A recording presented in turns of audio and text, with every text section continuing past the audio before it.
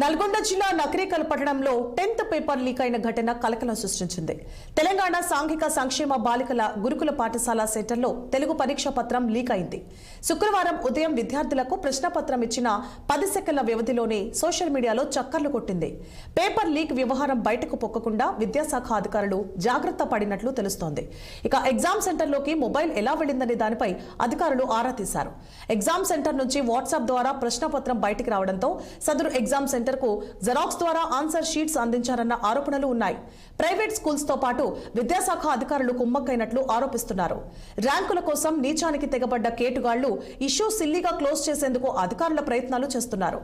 ఇక ఘటనలో డీఈఓ భిక్షపతి పాత్ర ఉంటుందని విద్యార్థి సంఘాలు ఆరోపిస్తున్నాయి.